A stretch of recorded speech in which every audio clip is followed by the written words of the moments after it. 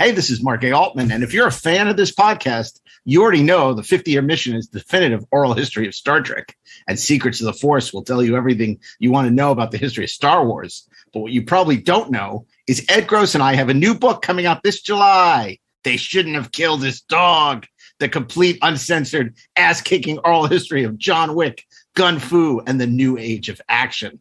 Coming from St. Martin's in hardcover, digital, and audio. You can order it today.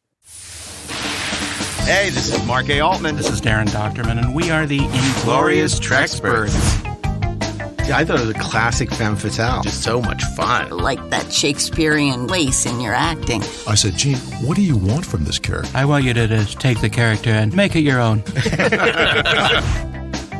I had a good time on the film. On day one, the movie was already $15 million over budget. We started this movie without an ending. That's like painting yourself into a corner. I don't think we've ever had a Star Trek captain on our show. Being, as you said, number one on the call sheet, it is a producer's position if you're going to take it seriously. I was so glad they didn't cast me as Lorca.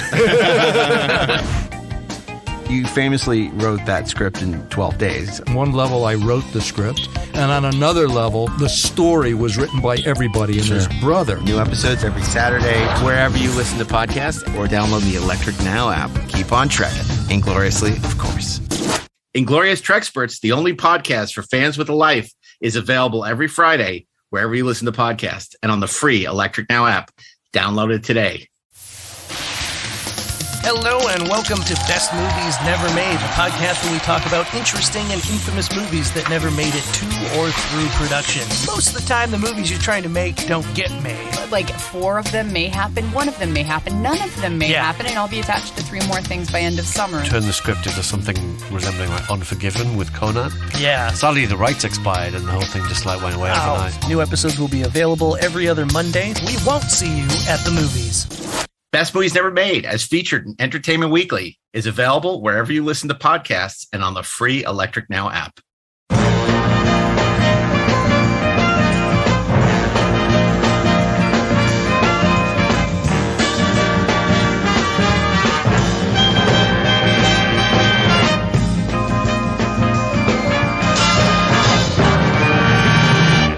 This is the 4:30 movie. Welcome to Get to the Chopper Week, the films of Arnold Schwarzenegger.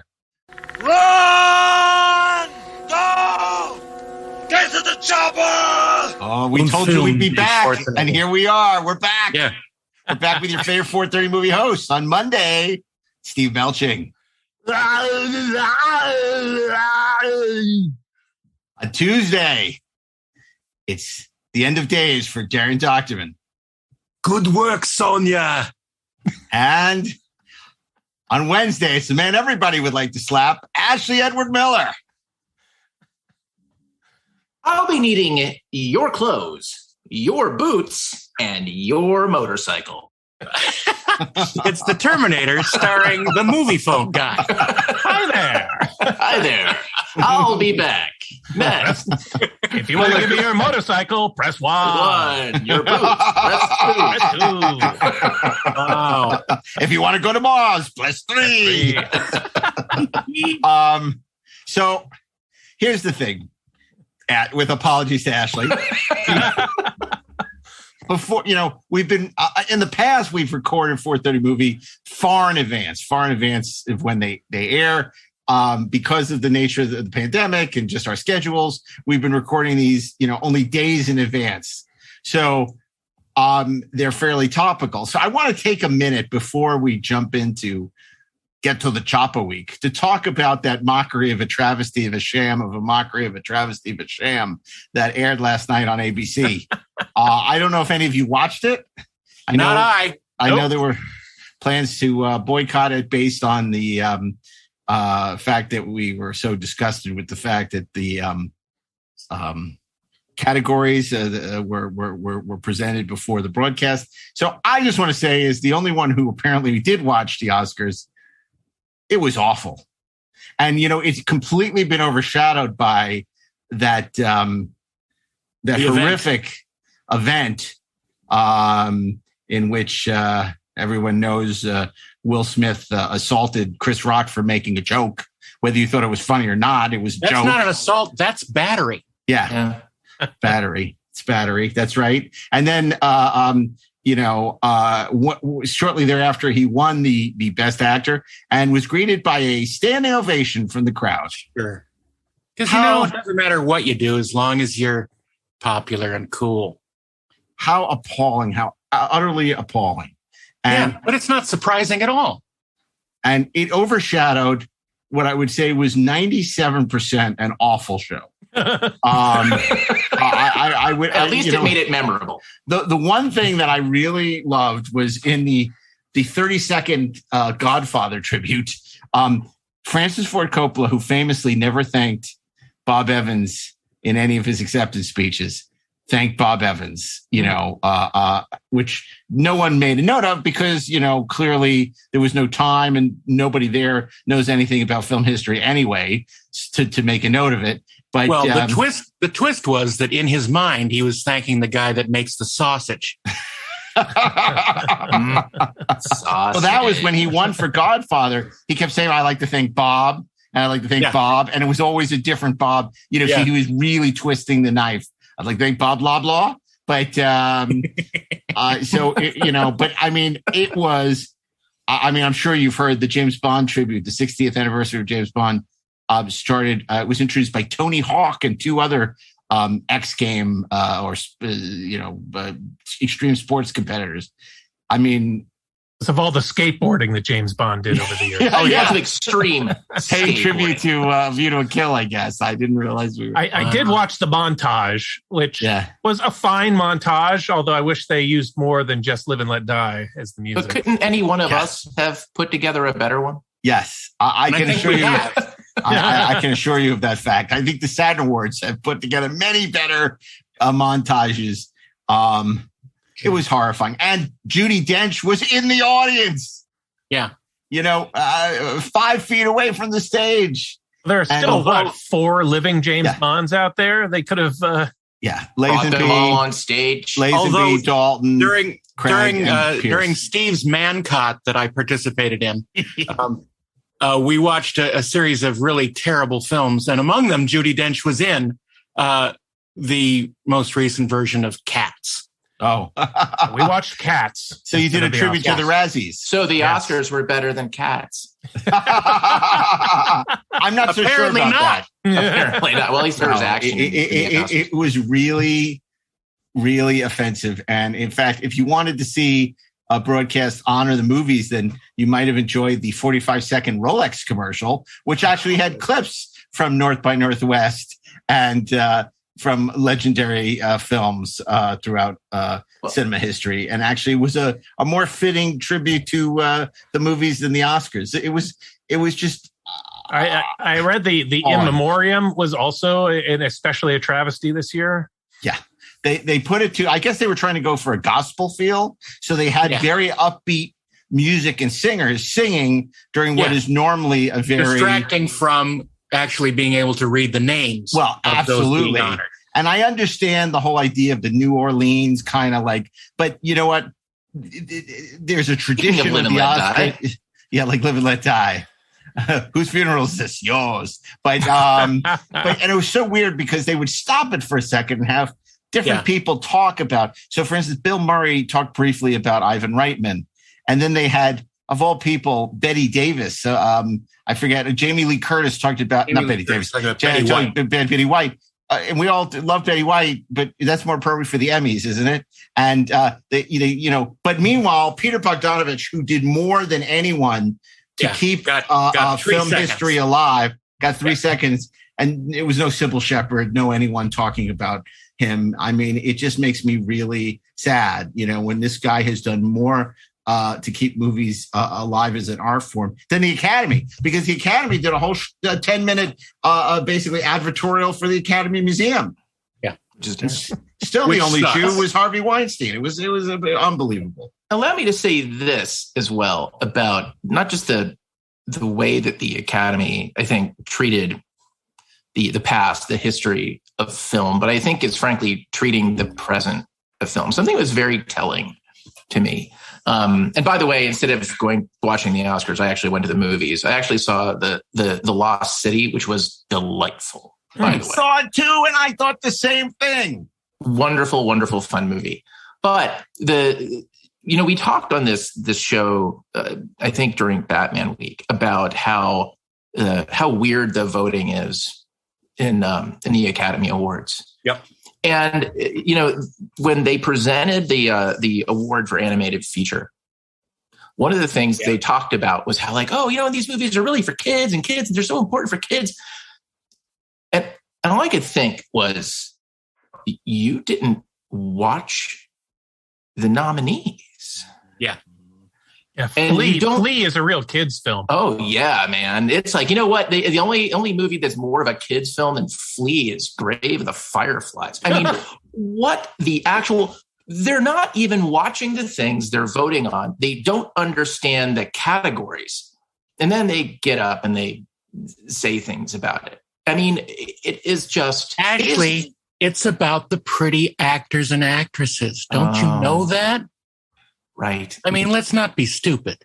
And I'm glad you said that, because absolutely. The other thing I didn't anticipate about this insult of moving all these categories to the pre-broadcast was the fact, and then Aaron edited his acceptance later, was the fact that the announcements were all made when it happened.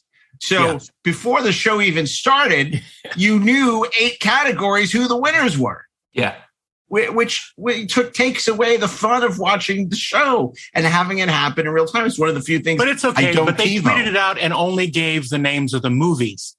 And not the names of the people that won. Yeah. I do have a modest proposal for how to cut down on the length of the Oscars and maybe bring some of those categories back. I think that we could cut the number of acting awards in half. Yes. Is there really any reason why we have 2 acting awards and 2 supporting acting awards? Shouldn't we put the men and the women into a cage and make them act and just decide in each category? You know what? If they want to be postmodern and go the way that they want to go, there should be no actors and actresses. They should all be actors. Best performance in a movie. And best supporting performance. That's it. Yeah, that's it. So how's that? How would that go? Cut the speech time virtually in half. Yeah, exactly. Because Jessica Chastain's speech went on forever. I think it's still happening. And it's so sad because you get the impression the Academy just doesn't care. It doesn't care. And where do you get that idea? It's apart from everything they do. I think they care, but I think their priorities are so misplaced. They're so sensitive about criticism coming from all sides. That the Oscars are too serious. We're too self-important, so we have to mock what we do, or and then that pisses off the people that love movies and love what they do, so that they'll swing the other way, or they'll they'll want to appeal to this mythical audience that doesn't exist, that loves the variety show aspect of it. The show opened to a song from Beyonce on a tennis court. She was performing a tennis court from King Richard. But where was the montage of films? Where was the tribute to what we were arguably there to sell? It felt like the Grammys. There were so many musical interludes. And I have to say, a good friend of this podcast and of the Inglorious Trexperts is our good friend, Steve Asbell, the president of 20th Century Films. And there was a joke that was in such bad taste by one of the presenters.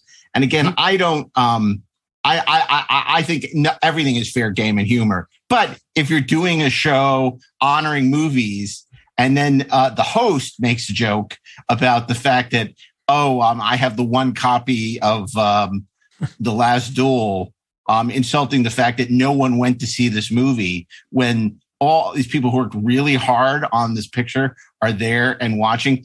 Also, how many movies that are brilliant did nobody see in their time? And I'm not saying The Last Duel is brilliant, but it's an insult to the career of Ridley Scott, to the people from 20th Century Films who were there at the Oscars. And it was a solid movie. I thought it was solid. And it's just such a cheap on a night joke that they're supposed to be celebrating it. I think the one thing that and again, this is all just kind of going back and this is what highlights exist for, right? Thank God for the age of the internet. But I didn't even know if this could be considered a highlight, but I will say this. I think today, my respect for Chris Rock is through the stratosphere. Oh, what a pro. What a pro he is. That guy, he has internalized the show must go on. And I think, look, we give a lot of credit to David Niven for having the presence of mind to make the joke about the streaker. Yeah. But to kind of stand up there, get hit in the face, then turn around and say, well, I guess that was the best moment in the history of television. Yep. Shows like poise. And class. That son is a man. No, look, absolutely. And, I really am a fan of his. He was great in Fargo. He's a great comedian. And it is he was great as a robot and AI. That everyone, all these people went up to support Will Smith and that, no one was there for Chris Rock. It's appalling. Yeah. It really is. This whole thing was just a travesty. And unfortunately, the fact that it is maybe one of the worst, it was the worst Oscar show. And I thought nothing could be worse than last year. And I saw Rob Lowe do Snow White live, and that is looking like genius compared to what's been going on with the Oscars now. Yeah, he didn't do Snow White. He performed a skit with Snow White, the dance song and dance number. Yeah, he may have done Snow White. We don't know. We don't know. She was Snow White after. Was there a Democratic convention nearby? So anyway, that's the Oscars. But we're here to talk about someone who never won an Oscar, and maybe deservedly so. Well, just wait. Okay. His time is coming. His time is coming. He is. Yeah, but you know what? He is literally and figuratively one of the biggest movie stars ever. He's the last movie star. Yeah. Yeah. And the last action. We shouldn't be saying. Well, I don't know. He's one of the last movie stars because I think Tom Cruise is still a movie star. And Sandra Bullock, again, proved she's still a movie star. Ashley and I both really like that Lost City, not because it's a great movie, but it's a throwback to the old fun movies. Okay, one of the last non-insane movie stars. Yeah. And you know what? It's nice to sort of sit back and watch a film that's just effervescent and has such joy, starring America's sweetheart. And by that, I mean Channing Tatum and also Sandra Bullock. He had such a good sense of willing to be torn down in that movie and play totally. a doofus and just have that be the butt of the joke over and over again. And I want to see a whole series of spin-offs about Brad Pitt's character. Oh, so great. Yeah. I mean, and it's like that old kind of thing where somebody comes in. I don't think he took billing. He's in the trailers. And I know he took in the end title, but I don't think he took billing block, which is great. I love those movies. You should rephrase that when you say he took it in the end title. It's like when Jack Nicholson didn't take a credit in broadcast news. Like, I love when these big stars come in, do a little bit for 10, 15 minutes and then they're out and they don't make a big deal out of the fact they're in the movie. So, well, if we're not there during the difficult times, then we're not a news organization. Oh my God. But yeah, anyway, I know we're not talking about when we do Romancing the Stone week, when we do Jungle in the Jungle week. We also haven't done Jack Nicholson week. We haven't. That's true. We haven't. I know what Steve's pick won't be. Yeah. I like to hold that one between my knees. What we got here, Steve, is a failure to communicate. But anyway, I think that Jack Nicholson isn't in that movie. No, it's Paul Newman. But I'm just saying. What, you want me to slap you? So anyway, we've had enough of that. Yeah. So listen. So Schwarzenegger, and I got to say, Arnold is so interesting, the evolution, because of course he was this, muscle bound, he a guy from Austria, weightlifter. People, never thought, this is a genius. But if you look at the way he ran his career, his business, became governor. And just this week, he recorded a very, very powerful, I don't know if you saw it, video to the people of Russia about Ukraine. And it is a very, very effective because of course he's always been a huge star in Russia, and he knows that the news organizations are only propagating propaganda, and that the truth has been sort of cut off. And for him to record that, and it's everything about it was on point, as the kids say. I think it would have worked better without the ammo belts, though. when he talks about how he loves the Russian people and that he wants to tell people what's really going on, it's very smart, and the way he conveys his point, and leveraging his fame for good, for something really important. And it just gave me more respect for him, because obviously I didn't vote for him for governor. I was not a fan of his as governor. I thought the recall election against Gray Davis was absurd, but I've always opened the books. But I always have enjoyed Arnold, and even more so now in the twilight of his career. So, Steve, tell us about why has Arnold become such a international movie star? Well, I think it certainly started in the United States. I think Arnold Schwarzenegger was kind of the right star for the right time in this country. When he came along in the early to mid 80s, the United States was still coming out of, a long period of, bad news, whether it's the Vietnam War and Watergate or the energy crisis or the hostage crisis. Suddenly here comes this immigrant who loves America. I believe in America. And he embodied visibly on screen this strength, this power, and this hypermasculinity that was probably also something of a reaction to, the feminist movement in the 70s. So here you have this guy who projects incredible strength, incredible sort of. He's avuncular. He's got a sense of humor, and he kicks ass. And it just came along at the right time with these big spectacle films that translate very well internationally. And he's just this unlikely guy, this huge muscular bodybuilder with this strange accent, becoming this global sensation. Darren, do you think at any other time he could have become a mega superstar? I mean, like if he suddenly came on the scene now, he would never have the career he had in the 80s, would he? Probably not, but I think that's like I'm sure you mean that because media has changed so much since the time that he emerged. I think that things happen too fast now, and they don't have time to really develop, so to speak. But I think, as we'll find as we talk about his various films, he started small but appeared big. He was a grower. If that makes any sense. Yeah, not a shower. And a shower. Yeah. So, Ashley, I guess we're going to make this about we're going to let people vote on this, right? We're opening this up to the public to let us know their favorite Arnold Schwarzenegger moments. No, of course we're not. Did you see that on the Oscars? That highly touted let the fans vote? Did you see what we won? Didn't see that. You know what won?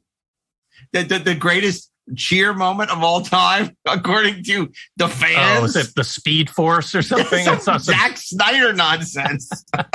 Oh my God. I'm still trying to get through that 4 hour. I didn't learn anything about the amazing career of Peter Bogdanovich, but God, I know all about the Speed Force. Wow. Incredible. So Ashley, do you remember, because you're a little younger, but what, he owned the box office for a long time. And if you look at sort of who the macho heroes were before, it was like Burt Reynolds was the number one box office star, Clint Eastwood, but Schwarzenegger was very different when he came along and became a megastar in the 80s. Well, I mean, look, my first memory of him in a film was my brother watching him how to say it without name checking a title, but watching a boy become a man pushing a wheel, at the very early part of his career when, let's just say his command of the language was not the real selling point. When it was difficult to get a sense of his sense of humor because the things he was capable of saying were so limited. But I think that kind of points up what has always been special about him, regardless of how old you were back in the 80s when he sort of really came to form. It was his tremendous charisma. He has always had it. Yeah. Being a big dude does not give you that kind of charisma. There are other guys Jean-Claude Van Damme is obviously, he's kind of short, but it's there's a guy who looks physically powerful. He doesn't have that charisma. Dolph Lundgren, big dude, does not have that kind of charisma. They don't have it. It's not just about the size. It's not just about the sense of humor. It is about presence. Yeah. And there's just something about the guy. And you're like, he's big. He's not scary in the way, he can put on a scary face, but you kind of trust him. He's got he's kind of, with that gap tooth and that smile and that accent, he's got a charm about him and a sense of humor about it that makes you like him. Mm-hmm. And he played with that. We're spoiling everything. We're going to get there. So before we go to Steve and Mr. Monday, I want to ask you, Darren, have you ever prayed the crown before? Have you ever prayed the crown? Oh, yes. And if he wasn't on my side, then fuck you, crown. Okay. So this takes us to Monday. There's, and I have to say, Steve, looking back at all the Schwarzenegger movies, there's a lot more. There's a harder week than I thought it would be. I figured this would be a real cakewalk. Like his muscles. No, there's so much choice. There's so many great Arnold films. So it'll be really interesting. I actually did not throw out my Cloak and Dagger card because I'm just going to keep that here by my computer every week. But it doesn't help me this week. So Steve, tell us about your pick for Monday and get to the Choppa Now week, the films of Arnold Schwarzenegger. Well, I think I've picked maybe 3 Schwarzenegger movies over our time on the 430 movie. And when in reviewing his filmography, I just had to go back to what's maybe my favorite or one of my all-time favorite Arnold movies. And I've picked it before. And it is Conan the Barbarian.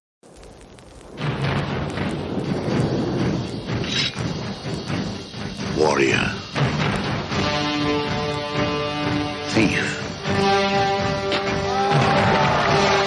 Gladiator. Conqueror. Conan. They said you would come, a man of great strength. A conqueror.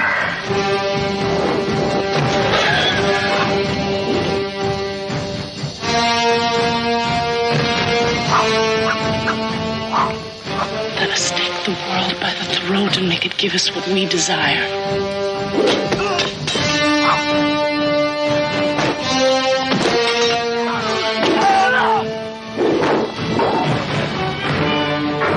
We'll all drown in lakes of blood.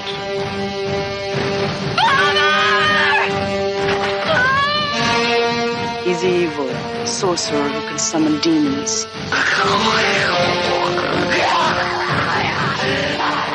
Now they will know why they are afraid of the dark. Now they will learn why they fear the night.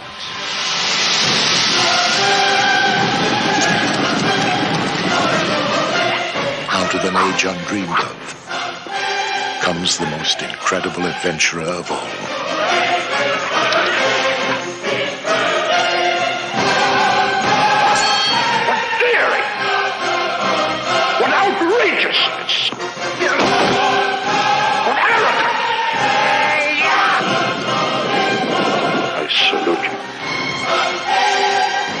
Conan the Barbarian.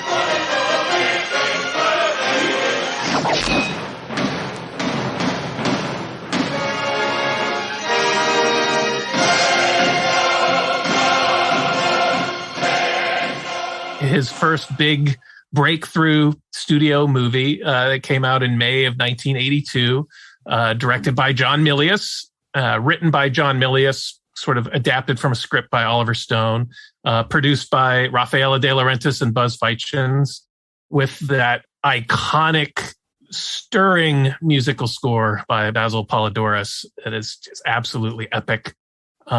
I remember seeing this movie in the theater. I was a few years too young to see it when it came out. It was R-rated.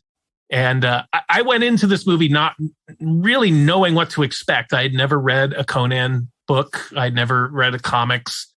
I was, I guess, familiar with the name and generally what it was, but I think the main thing I knew about it was I was living in the Washington, D.C. area, and Howard Stern was a DJ at DC 101 at the time, and he used to do skits on his morning show that I would listen to when I was getting ready for school in the morning. And he did a series of skits called Coleman A Barbarian about this Jewish barbarian.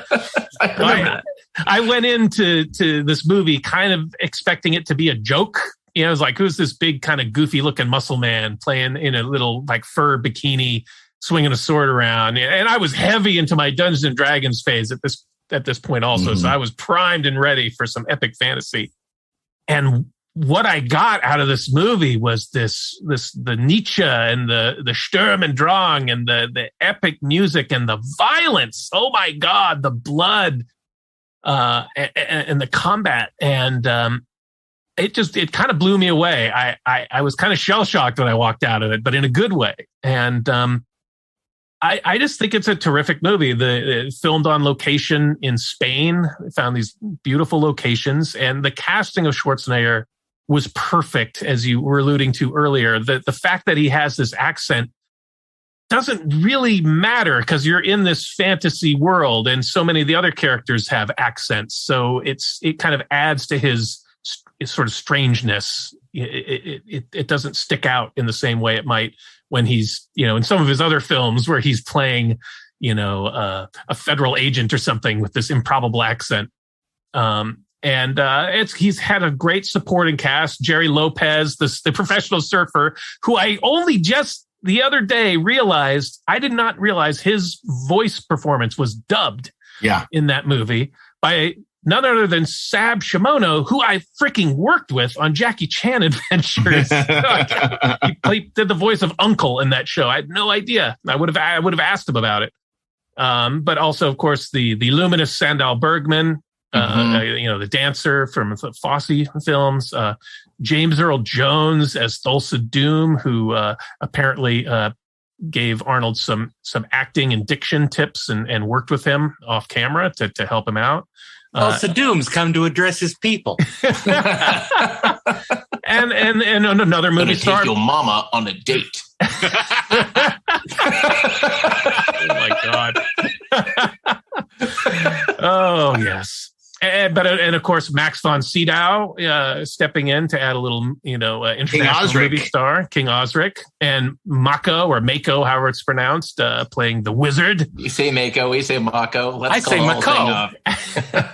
But I've always really liked this movie. It's got great humor to it. It's got a great epic sweep to it. The Conan, the character has a great story arc in it. Although it's hard to watch some scenes now because the guy who plays, I think it's Rexor, I can't look at that big muscle villain actor and not think of Spinal Tap. Oh, totally. Absolutely. This sword goes to 11. With the hammer, with the giant hammer. No, the other guy had the hammer. Oh, yeah. That's right. What is best in life? To crush your enemies, to see them driven before you, and to hear the lamentations of the women. I love it. So fun, so quotable. So, and I was fortunate enough to get to know Buzz Feitshans and Raffaella De Laurentiis a little bit years ago, and got to see one of Ron Cobb's production drawings of one of the swords hanging in a room in their Aspen ranch. And of course, and shout out to Ron Cobb, the brilliant production designer who did a bunch of great pre-production artwork for the film. Who sells salamanders on the street. That's right, lizards on a stick. But what's great is it's like a Frank Frazetta painting come to life. Yeah, and it is. I mean, I had just seen my first R-rated movie in a theater, Excalibur, the year before, so I was primed and ready, like you know, playing Dungeons and Dragons. It was the age of satanic panic. And this movie was just, I mean, it was all over Cinefantastic. There's that famous double issue. It was like, I got to see this. I got to see this. And I mean, it was a staple of HBO for many years and home video.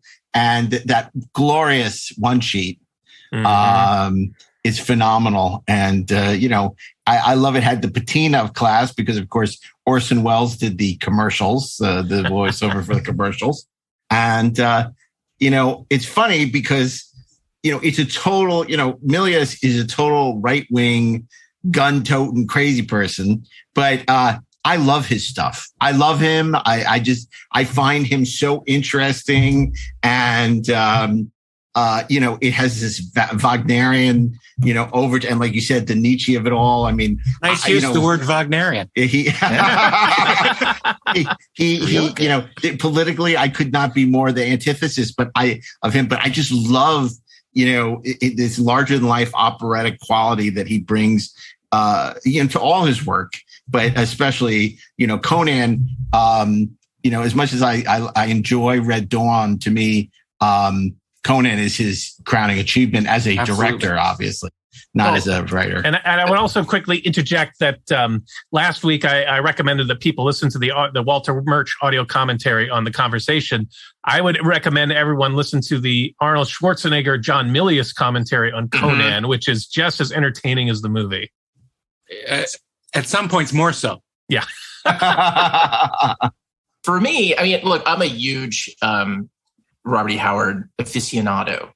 And you guys know well that I was involved in one of the many ill-fated attempts. I think it just ill-fated it itself again to bring Red Sonja to the screen. It actually successfully came to the screen at one point, but who knows if that's going to show up later this week. It came to the screen. I wouldn't say it successfully came to the screen. I would say it actually arrived. It was born, but it was when it came back didn't live long. It had sprockets. Yeah. But the thing that's interesting about this movie is if you made it today, the complaints from the internet would be legion.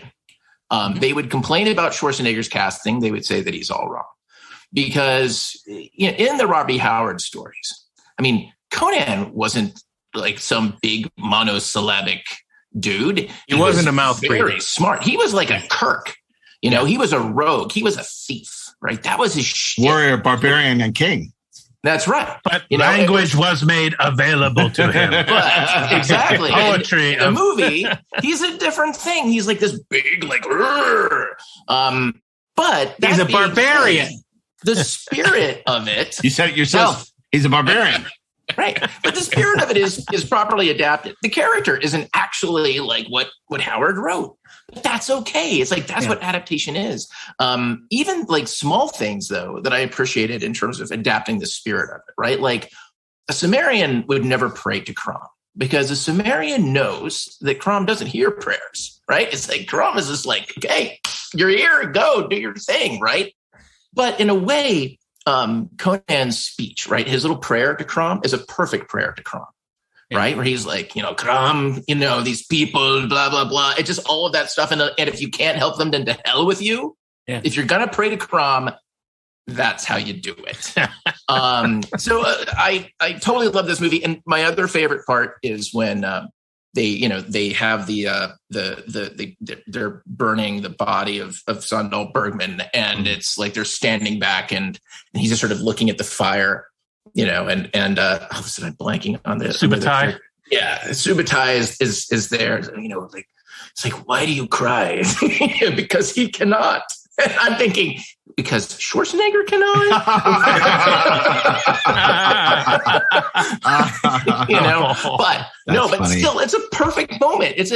No matter what motivated it, it plays perfectly, and it's awesome. And you're right about James Earl Jones. The moment when he just says, do you want to know what true power is? And he beckons. Yeah. That acolyte who just steps off the cliff and falls. Plus, he has that cool snake that becomes an arrow. Hawkeye couldn't do that. Yeah, right. He don't have also push over the bowl of human stew. Come on. Yeah. And I mean, and I remember sitting in the theater as 14 years old and listening to that final speech from Thulsa Doom talking about, if you kill me, you will have never been, like I made you what you are. Like, oh my God.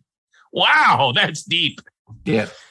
Yeah. He also says, I am your father. And I was like, whoa.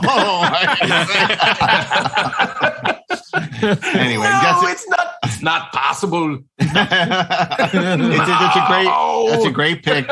40 years old this May, the movie. So, look at that.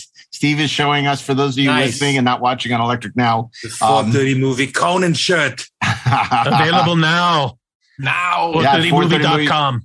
430movie.com. Yeah, check out the merch, the swag. We don't charge you. We don't make you subscribe so you can buy merch. Buy lots of merch. Okay, so that brings us, that's what Arnold would say. So bring us to, he next to Shatner, he's like the world's biggest pitchman. He was like promoting a ton of stuff.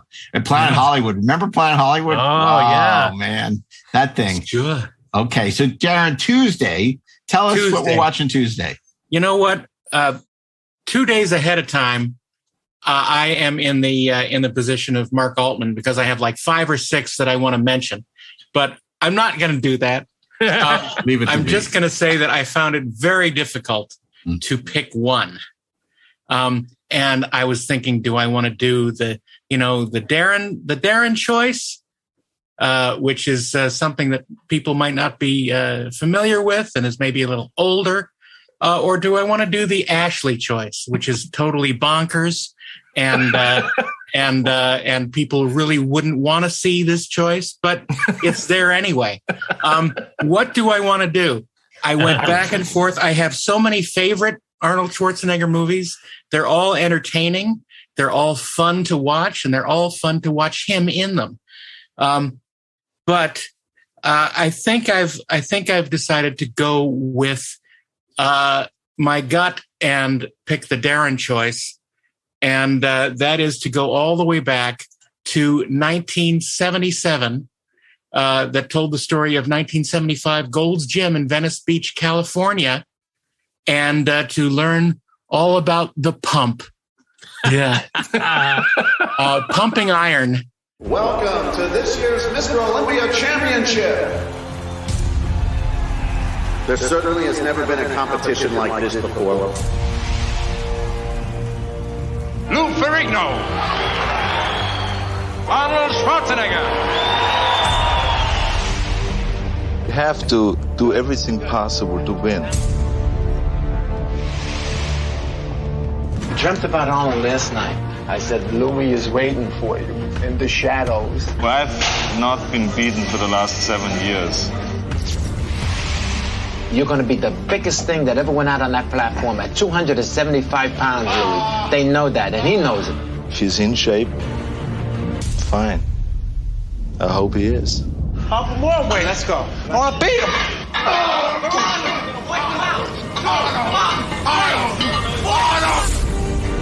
Wherever he goes, you pose down with him. Let the judges make a comparison. You look at your arms like you're admiring, and then you go, boom.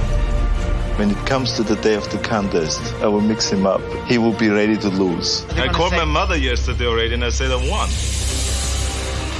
When we get out there, we have only one thought in mind. We're going to win. No more. It's going to be very hard to beat. Very hard. Winner of the 1975 Mr. Olympia is... You'll never get this chance again. She's going to fix me up with your sister. Oh, yeah. Which is a documentary that introduced the world to Arnold Schwarzenegger, basically. If you didn't follow the Mr. Universe competitions, you didn't know about him. But as soon as you saw this movie, you sure did. He out of a sea of Mr. Universe size, he stands out literally and figuratively as the most magnetic presence you've ever seen in this environment. he was a natural. He loved the camera. The camera loved him. He had such an engaging personality as he was dealing with his competitors and his friends. It's really amazing because he has such a on the surface friendly demeanor, but he is a shark.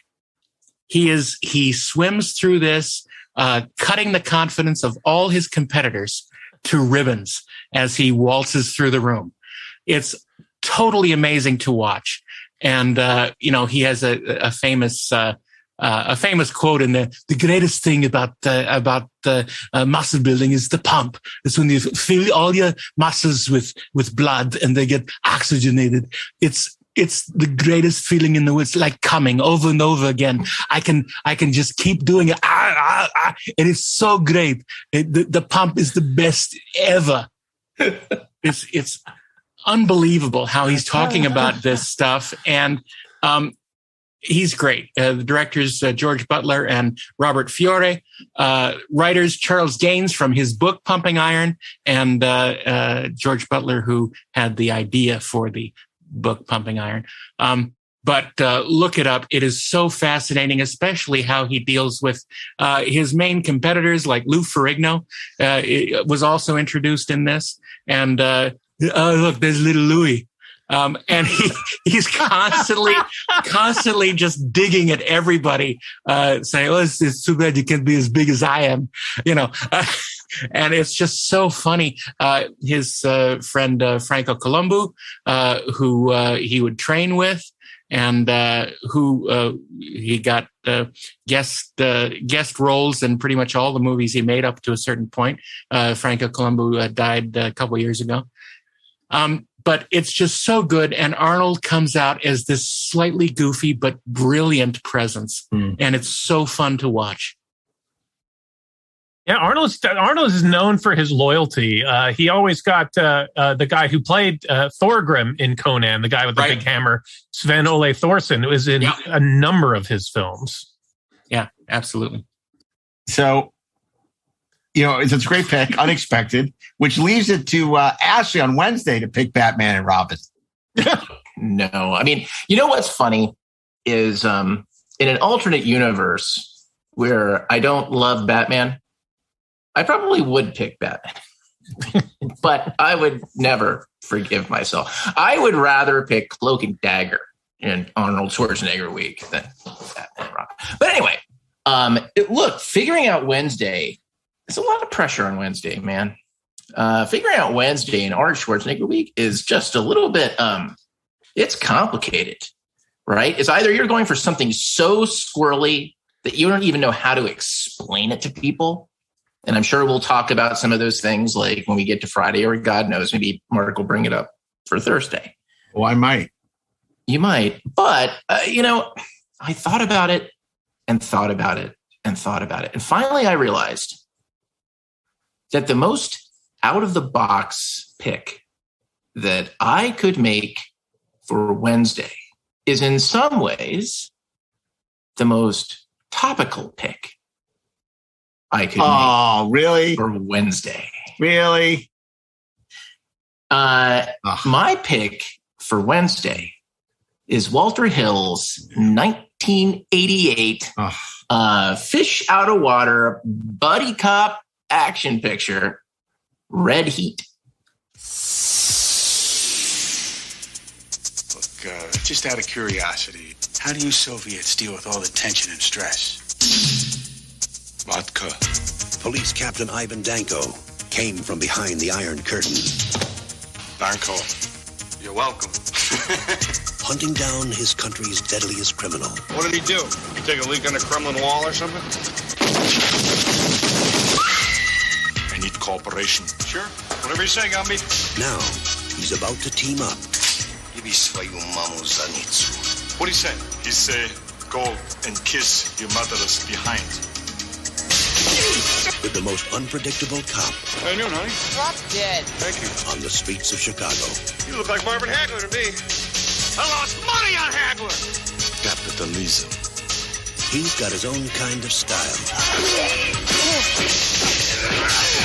Body language is a beautiful thing, isn't it? He's got no style at all. Chicago cop never relinquishes his weapon. Here. Ridzik is a good cop. Police! And a total expert at fouling up. You did not make it, Victor. You kill a Chicago police officer, Chicago gets him first. I have my honor. With this much friction, I give up. This whole thing's very Russian.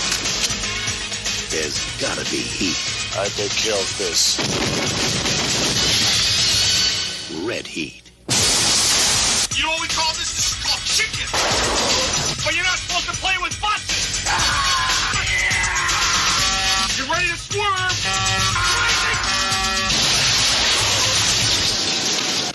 Arnold Schwarzenegger, James Belushi, in a Walter Hill film. Nice work, Gumby. Thank you. I didn't mean that. I know. Red heat. With Arnold Schwarzenegger and Belushi. I saw you going there. So did Darren. And I'll tell you, James Belushi. Yeah, well, yeah. It would have been a lot better with Belushi the lesser, not Belushi the great. I mean, actually, I kind of like him, but it's like, come on, his brother. When your brother's John Belushi, you're always going to be Belushi the lesser. You're always going to suck. Exactly. There's nothing you can do about it. Your brother is John Belushi. I'll tell you why I think like it's an interesting piece to look at. Number one, Mark, because you brought up the message that Arnold recorded very recently to the Russian people, which I think was fascinating in this context. Actually, and then going back, forget the first 15 minutes. Is there anything else you like about it? Yes, I do. Look, Walter Hill knows how to construct an action sequence for sure, right? He knows how to put that together. It's just fascinating. The perspective on the Soviet Union from 1988 is just incredibly interesting because in a strange way, and look, this is when it was the real Cold War, kids. It was when we actually sat around thinking holy crap, maybe there's going to be a nuclear exchange. We don't know. It's 1988, man. That's how we grew up.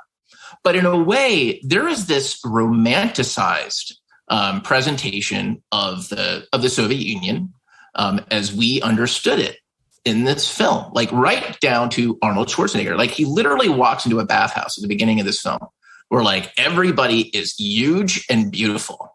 Let me tell you something. I went to the Soviet Union in 1987 and they weren't all huge and beautiful. It just wasn't it.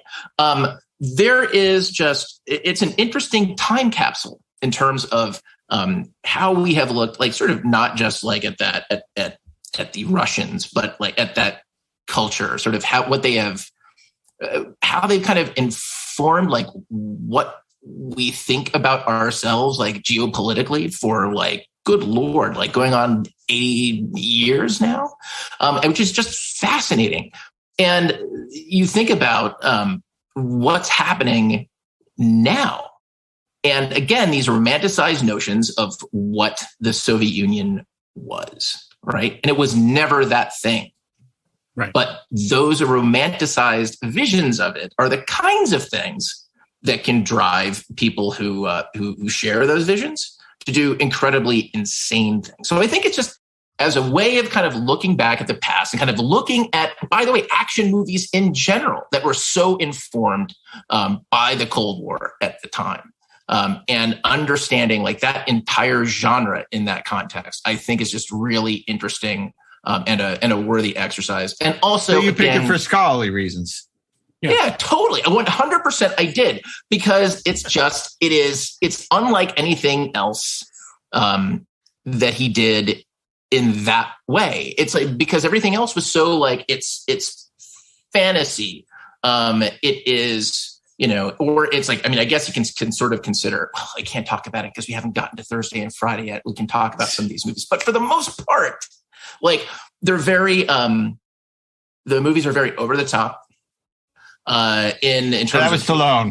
In terms of his persona, and largely the kinds of action that occurred, or the kinds of heroes that he was playing. And this was just different. This was a dirty little Walter Hill action movie. And I think it's just, it's fascinating to watch. Like, and at this time, especially, it's just bracing to see like how the Soviet Union was presented in 1988. If you guys would indulge me, I have a little bit of a story concerning Red Heat. I can't wait. In mid to late 1987, I was working in James Cameron's house, working on his computer and setting up his stuff and entering all his Filofax names into his database. And I spent about a month there every day, just sort of hanging out there and working on stuff.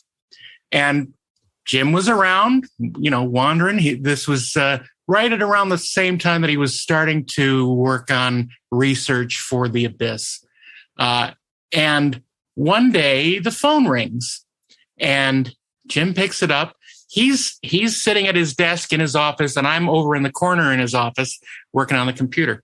And he picks up the phone and he says, hello. And, oh, hi, Arnold. So, how many Arnolds in it? It's probably not Arnold Stagg. So, Arnold Horseshack. Yeah, right. Where are you?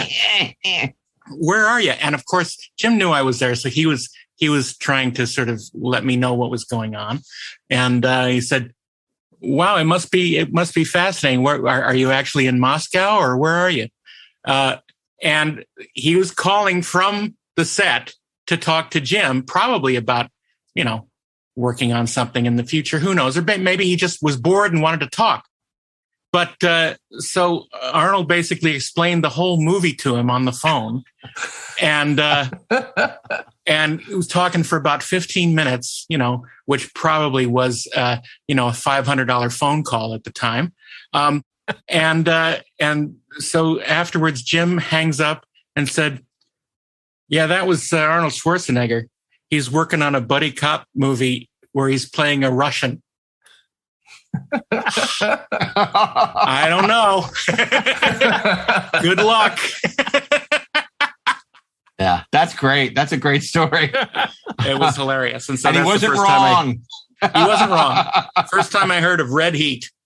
Oh, and it's funny because that movie came out arguably like the peak of Arnold's popularity, and it just it did okay in the U.S. It did much better overseas, but I guess this particular story or the character was a little hard for a mainstream American audience to swallow. Well, I think the thing that it was missing, and this is like maybe it's the proof of what we were talking about before, right? Like, what's the key to Arnold, and why is it that we like his movies? And it doesn't really leverage his charisma. Like, there was a choice made early on that he was going to play it straight.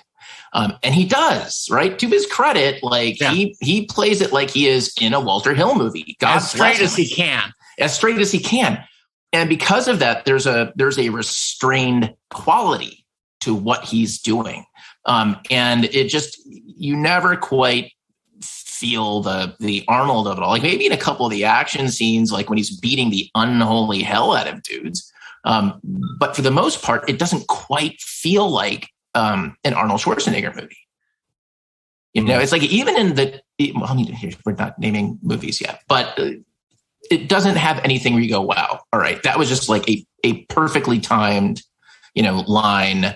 Quintessential I'm not even talking about moment. Right. I'm not even talking about quips. I'm just talking about things that are just perfect little charming moments that change films. It just doesn't have that, but it does have that energy and kind of that muscularity. It's fascinating. And it does have the bathhouse sequence. It does have the bathhouse sequence. Which is just insane. Yeah. It's just insane.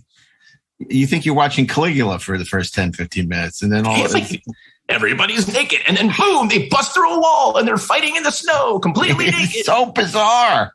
It is totally bizarre. And the sound design is like back in the day, like when they would do action scenes, they would do fist fights. And the sound design always sounded like each punch sounded like someone was slaying an elephant with like a snowshoe. You know, I mean, just whack, you know, just unbelievably loud. And like, you can't believe that any human ever punched any other human like that before. But I mean, again, it's interesting because after 48 Hours, you think Walter Hill is facile with comedy because it's so funny. But, you know, talking to Steven D'Souza, it's very clear that Walter Hill did not think it was a comedy.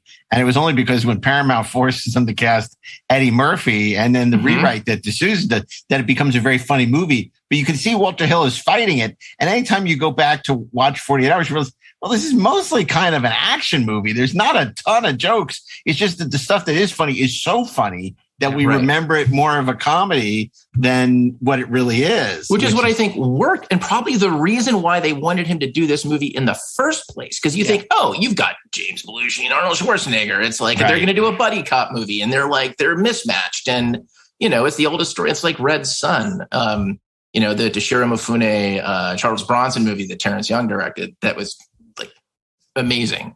But it just didn't gel in that way. Yeah. Yeah. Okay.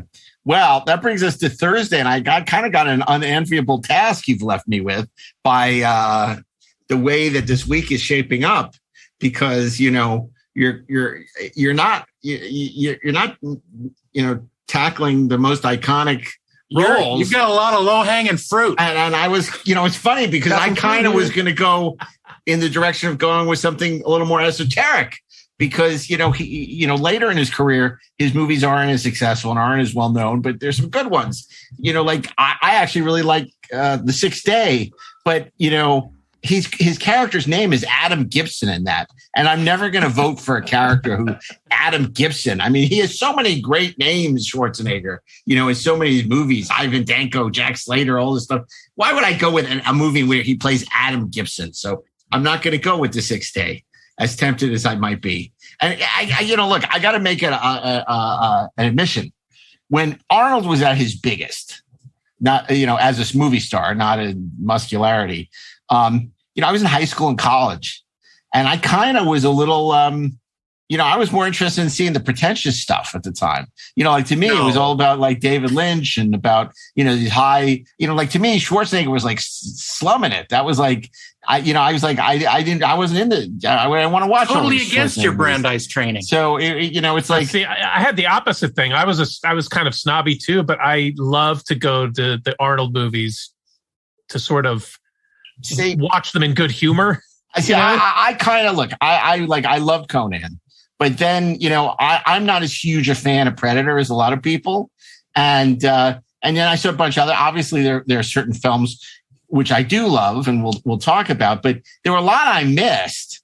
And it's funny because in the last couple months, for whatever reason, we showed my son a movie, which I'm probably going to pick. And he fell in love with George Schwarzenegger. And then all he wanted to watch was Arnold movies. So we ended up watching like most of the oeuvre, most of the 80s stuff, the early 90s stuff. And it's funny because I saw some movies, Arnold, that I'd never seen before, like Twins, which I loved, and Kindergarten Cop, which was so much fun. I think the only time I ever heard it was in that great Star Wars mashup where they took all the great quotes from Arnold movies and made it as though he was Darth Vader. Right. You know, who is your daddy and why does he? It's like all this stuff. Ask you some questions. Yeah, and it was so brilliant. So, anyway, so I've actually gone through this kind of reappreciation of Arnold and realized, like, I mean, especially now, like the stuff's so much better. You know, I'm not a fan at all of Fast and Furious. Like, I'd much rather watch like a classic Arnold movie than some of this nonsense, you know, in the action space today. So, okay. So the question is, what's going to be my pick? And again, we have so many great things to choose from. There's an abundance of riches. You said it yourself, James Cameron, you know, who worked with him so many times, and you know, would it be one of those picks? I'm kind of hoping we might go in that direction on Friday. So for me, it really came down to two movies. And one I mentioned, which was Twins, which Ivan Reitman recently passed away. And I think it's just a very funny, clever movie. And I really, you know, got a kick out of it. And Arnold's very funny in it. I don't know if I'd describe it as range, but he understands what the audience wants. You know, people say that about Tom Cruise now, but it's like Arnold really had his finger on the pulse of what audiences wanted.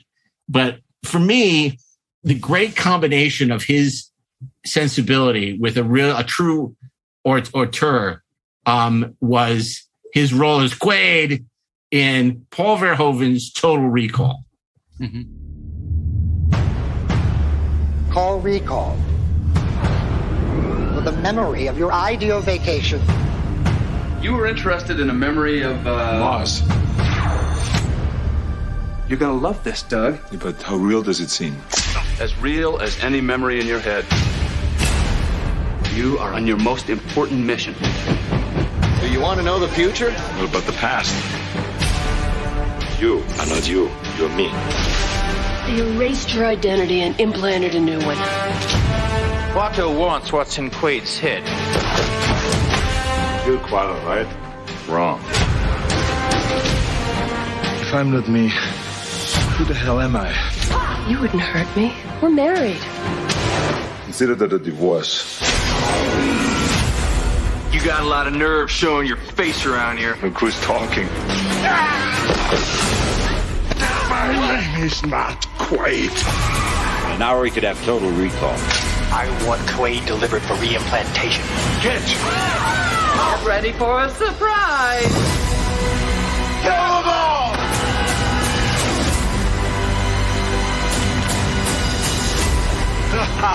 You think this is the real Quaid? It is. We hope you enjoyed the ride. And I just, Total Recall is a loose adaptation of a Philip K. Dick book. But some people have criticized it, saying it would have been a better movie had it been, because of course, if it had been Richard Dreyfuss as the guy who says, I'm a secret agent on Mars. And, it's like, you'd be like, no, maybe this is just Recall. When it's Arnold, who, saying, I used to be a secret agent on Mars, you're like, no shit, right? So anyway, but it's a terrific movie. It's not without its problems. The cinematography is way too flat. The production design is uneven, but it's over the top, crazy in all the best ways. He's terrific in it. Sharon Stone's great. Michael Ironside, as always, is a wonderful villain. And as far as I'm concerned, I'll see you all at the party, Richter. It's funny. I watched this movie this last week for the first time in probably 20 years. I think I'd only seen it maybe twice before that.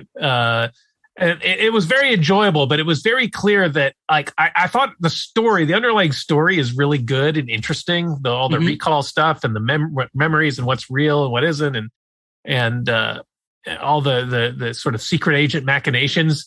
But then it's like squashed in with this over the top high action body count, like machine gun action that was kind of working against a pretty compelling story, but. But you need look no further than the truly atrocious remake to go, right? The things that sort of feel like vices in Total Recall turn out to be virtues. Like that very strange sort of cockeyed Paul Verhoeven sensibility really worked for it. And in a way, it kind of added to that sense that things weren't quite real. So when you got to this... yeah. When you got to the scene where the guy shows up and he's like, trying to convince him, no, this is all in your head. Yeah. And he sees the sweat rolling down his Roy Brocksmith from Star Trek Next Generation's peak performance. See? It's an entirely different podcast. When you see that, you're like, that is so real. That is it's the best scene. Best scene. Clever it's an scene. Amazing scene.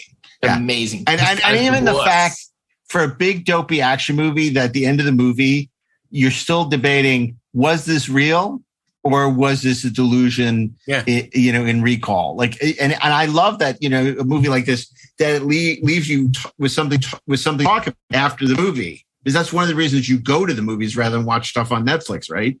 Because you go and have conversations, have dinner with your friends, theoretically, and talk about this stuff. And I think that Total Recall, was a movie that is a satisfying popcorn movie, but there's also a lot to talk about. And as Steve said, it's a much better plot than in the execution. Like, it's not as smart as something like RoboCop. I would argue it's probably not even as good as Starship Troopers, but there's a lot to like about the movie, and Arnold's great in it. Consider this a divorce is one of his great one-liners, all his films. I mean, and he has some great one-liners, not the aforementioned "screw you," but there's a lot of great lines. Plus, he gets to play, sort of two characters in it, and one of them is really big, and the other one. And Ronnie Cox is in it, big. and you got to give it points for being the great Ronnie Cox. Captain Jellicoe. When you hear the crunch, you're there. What struck me when I watched this movie is I really wonder if this was an influence on the not book series and the TV show The Expanse, because I was seeing so many similarities between that series and this movie. Yeah, all the politics with Mars and the alien technology and all that stuff. Save it for the Trek experts. But you mentioned the score, and watching the main titles, I'm like, oh my God, they so obviously tempt this with Conan the Barbarian. Yep. Yeah. But Jerry's score for Total Recall is terrific. It's great. It's a great action score, one of his best. Recall. So that brings us Johnny Cab. And Robert Picardo, another Star Trek alum. So that brings us to Friday, and there are so many wonderful choices. Like Raw Deal. Oh, God. From the Dino De Laurentiis company. Drink and bake. Yeah, I almost went with The Long Goodbye, the Robert Altman film, because he actually plays has a very, very small role in that. But my Ashley pick was going to be 1970s Hercules in New York. Oh, that was nearly Ashley's Ashley pick. That's what I figured. I'm glad you did, because the idea is for people who maybe aren't familiar with Arnold Schwarzenegger, or even if they are, to program a week of really entertaining movies. Now, it's okay to... You don't tell me what to pick. It's okay.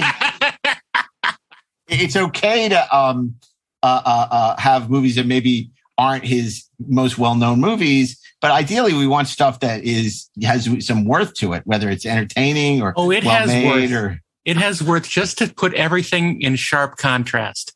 And also it's called Hercules in New York. Yeah.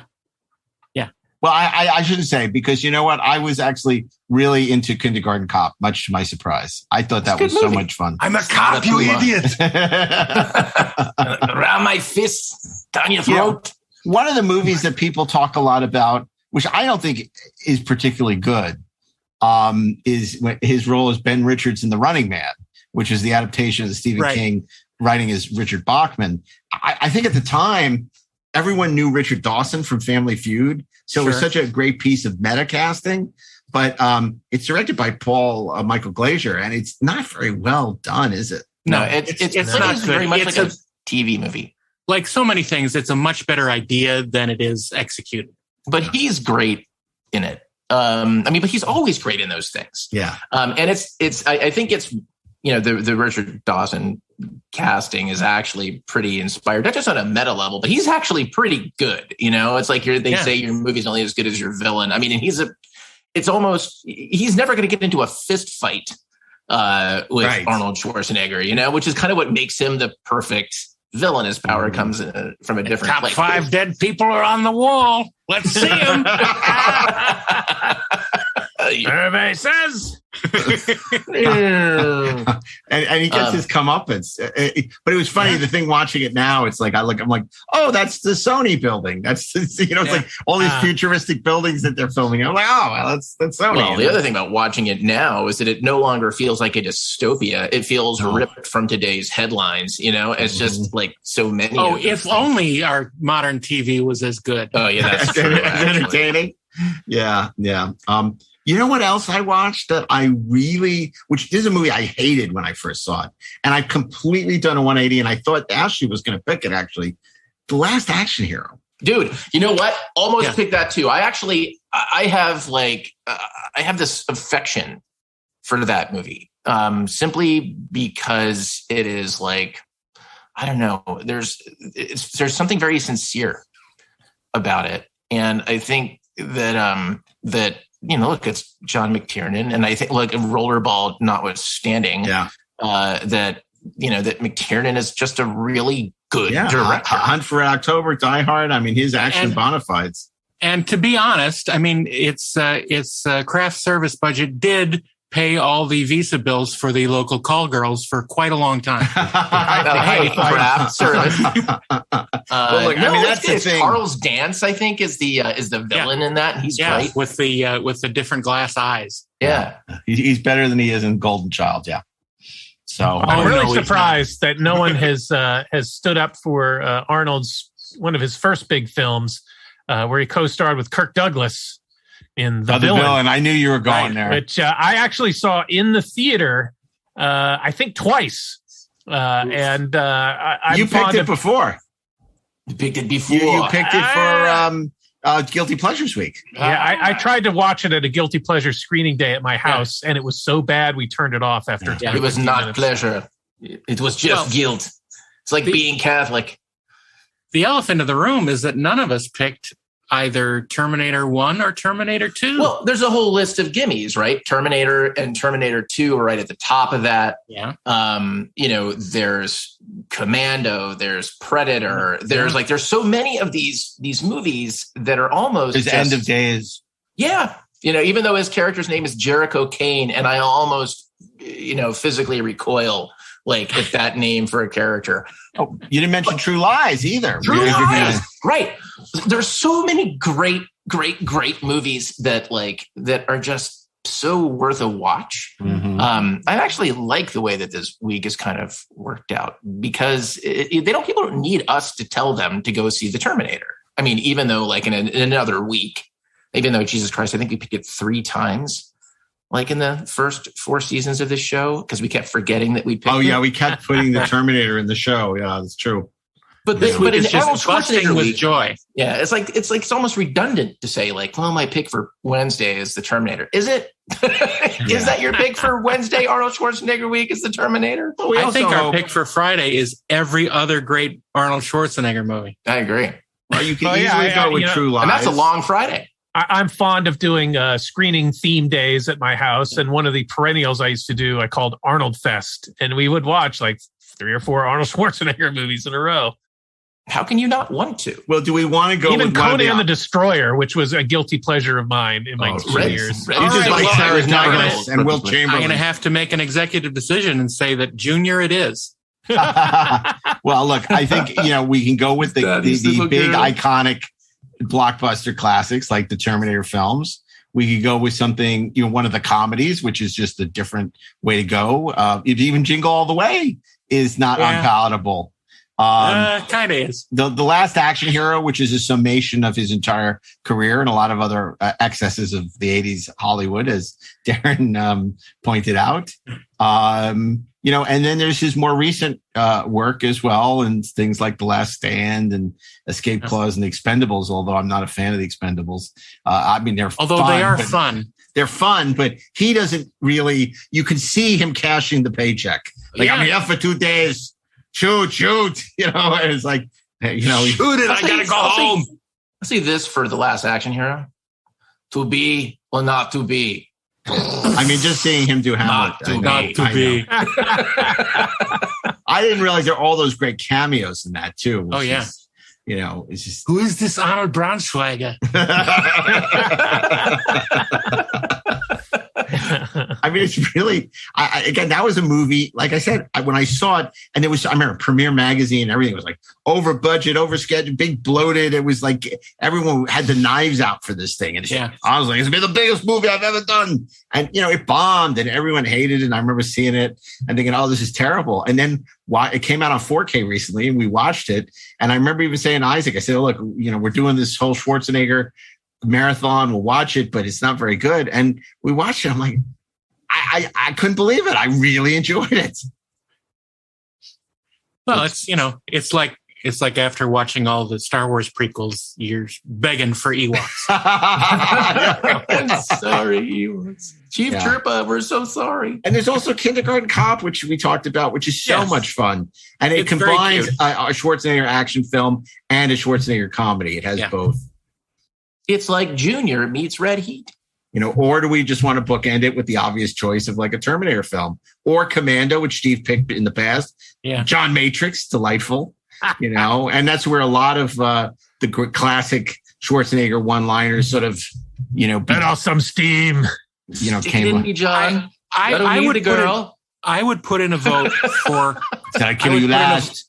Only because it's. Sorry, Darren. Only because it's not available really right now. I would put in a vote for True Lies. How'd it go at the convention, honey? You were the big hit of the show. It's fantastic. I love the computer business. For 15 years, Harry Tasker's been leading a double life. Mr. President, one of our best men is inside. Transmitting now. Right on time. I don't believe I've met you before. Rehnquist. Harry Rehnquist. Listen to the following code word. Helen. Helen. Now, they're about to collide. What's your exit strategy? I'm gonna walk right out of the front gate. May I see your invitation, please? Sure. Here's my invitation. Yeah, that worked good. Right out the old front gate. Can you lean back a second? Mr. Tasker's office. Hi, it's Helen. Is he in? Harry's in a sales meeting, Mrs. Tasker. It's not like he's saving the world or anything. Well, see, this is the problem with terrorists. They're really inconsiderate when it comes to people's schedules. Could you press the button for the top floor, please? Hi, Helen. Harry forgot something back at the office. Whenever I can't sleep, I just ask him to tell me about his day. 6 seconds and I'm out. Maybe it's just that you're not in touch with your feminine side. Harry! What were you doing here? You wouldn't believe me if I told you. You know what this is? It's a snow cone maker. Is it a water heater? From James Cameron, director of Aliens and T2, Arnold Schwarzenegger. It's a Soviet Mirv 6 from an SS-22N launch vehicle. I married Rambo. Jamie Lee Curtis. Have you ever killed anyone? Yeah, but they were all bad. True Lies. What can I say? I'm a spy.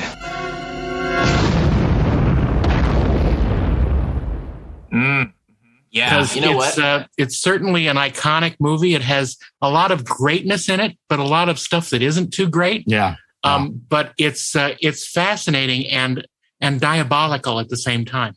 Yeah, we watched it. We got the Spanish import and turned off.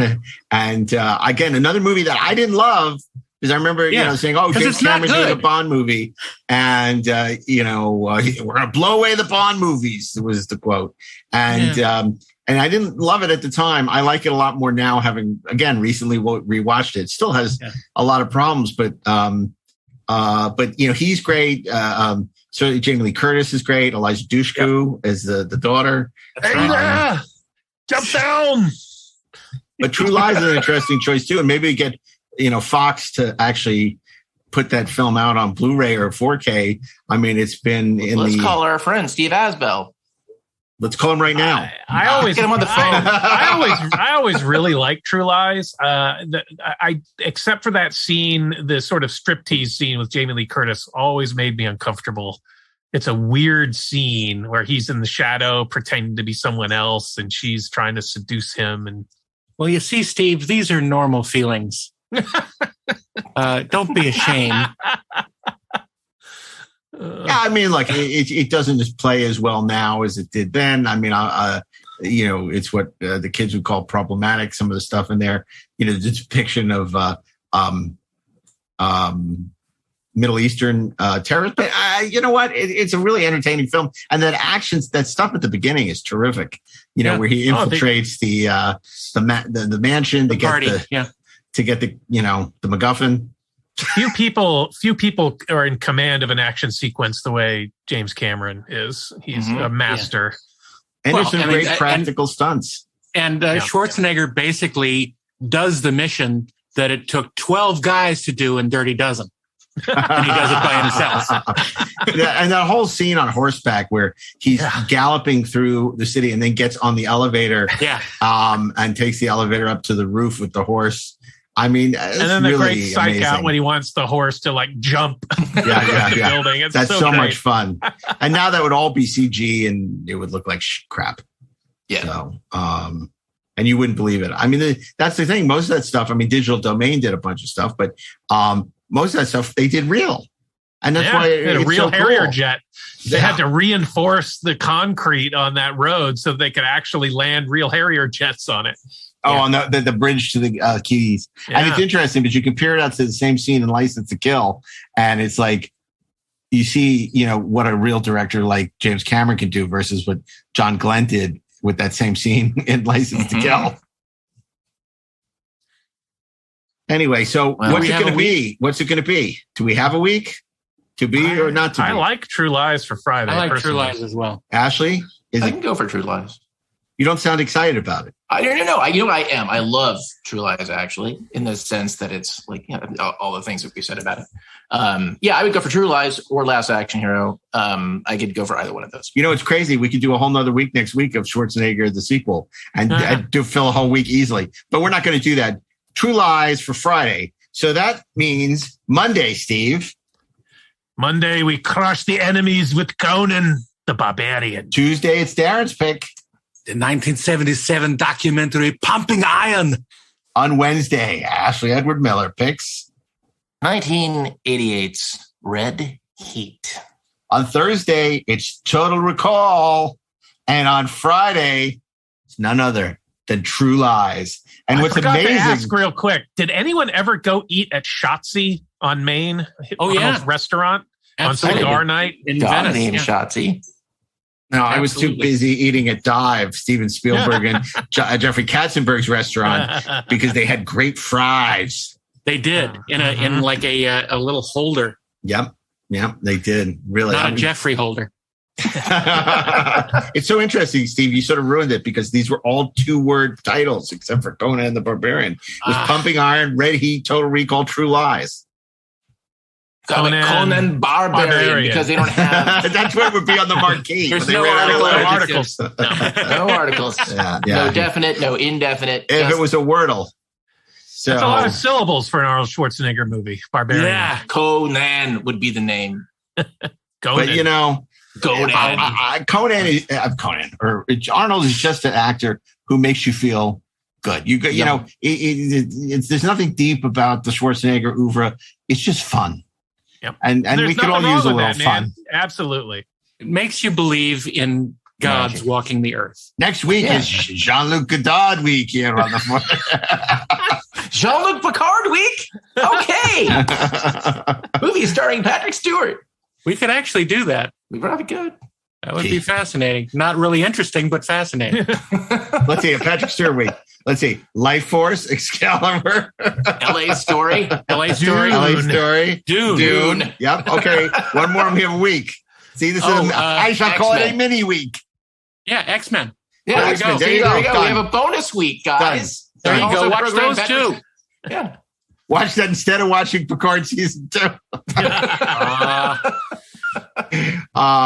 That's wow, Patrick, way to go. Look at that. You got a whole week. You squeezed it in there. Yeah. Okay. Awesome. Well, this was a lot of fun. 5 films. Anyway, this is a delight as always, and we'll be back next week with an all new theme week. Until then, you can tell us what your picks for Arnold Schwarzenegger week are at 430 Podcast on Twitter or on Facebook, the 430 Movie, and of course, you can rate us on the Apple Podcasts and a lot of the other platforms, which you can rate us. Let other people know about the podcast. And until then, we really want to thank Mark Rivera, who's been doing such a great job editing the sound editing the show. Bill Ritter, our producers, Peter Holmstrom and Zach Raggets and Natalie Miscali. And until next week, on behalf of Stephen, Melching, Darren, Dochterman, Ashley, Edward, Miller, Mark Altman. We'll be back. Till then, Eyewitness News starts now. I'm ballsy. I don't take no shit from anyone. I smoke my stogie anywhere I want. I don't have to find a hideout place like you.